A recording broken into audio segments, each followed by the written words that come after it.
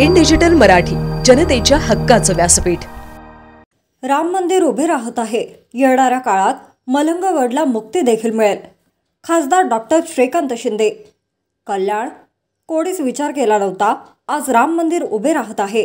येणाऱ्या काळात मलंगगडला मुक्ती देखील आपले मुख्यमंत्री देतील, असे आश्वासन मी या ठिकाणी देतो, असे विधान खासदार श्रीकांत शिंदे यांनी कल्याण उसाटणे येथील मलंगगड हरिनाम उत्सवाच्या सांगता करताना केले आहे। मुख्यमंत्री एकनाथ शिंदे यांनी मलंग मुक्ती संदर्भात विधान केले होते।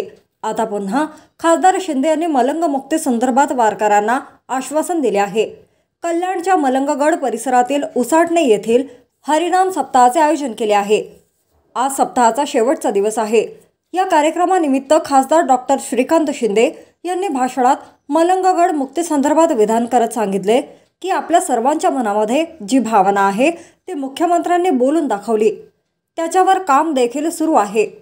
येणाऱ्या काळात आपल्या मनातील इच्छा पूर्ण होईल, या ठिकाणी खात्रीलायक सांगू शकतो।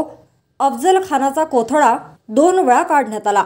पहिला कोथळा छत्रपती शिवाजी महाराजांनी काढला होता, तर प्रतापगडावरील आक्रमण या सरकारने काढत दुसऱ्यांदा अफजल खानाचा कोथळा काढला आहे।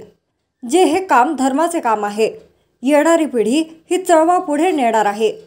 देशात राम मंदिर उभे राहत आहे, त्याचप्रमाणे या मलंगगडला मुक्ती देखील आपले मुख्यमंत्री देतील, असे खासदार शिंदे यांनी सांगितले।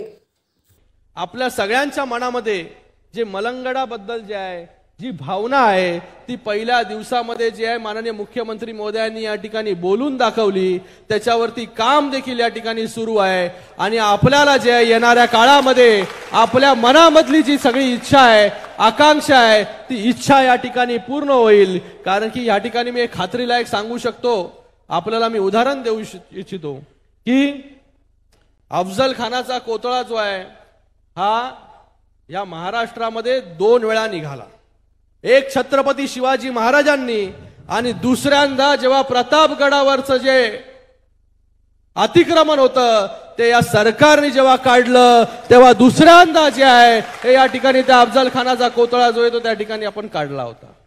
तर मला वाटतं हे जे काम जे आहे हे धर्माचं काम आहे, धर्माला पुढे घेऊन जाण्याचं आपण काम करतोय। मला वाटतं आपल्या माध्यमाने येणारी पिढी जी आहे ती या ठिकाणी जी आहे ते आपला धर्म, आपली संस्कृती जी आहे ही चळवळ जी आहे नक्कीच पुढे घेऊन जाऊन जी आहे आपल्या या देशामध्ये जे आहे ते आज घडतंय। आज राम मंदिर या ठिकाणी उभं राहतंय। आपण कोणीच विचार केला नव्हता की राम मंदिर त्या ठिकाणी उभं राहील, पण आज राम मंदिर त्या ठिकाणी उभं राहतंय। आणि येणाऱ्या काळामध्ये या मलंगडाला मुक्ती देखील या ठिकाणी जी आहे ती आपले मुख्यमंत्री महोदय या ठिकाणी देतील, असं आश्वासन या ठिकाणी देतो। पुन्हा एकदा सगळ्यांचं खूप खूप धन्यवाद मी या ठिकाणी व्यक्त करतो।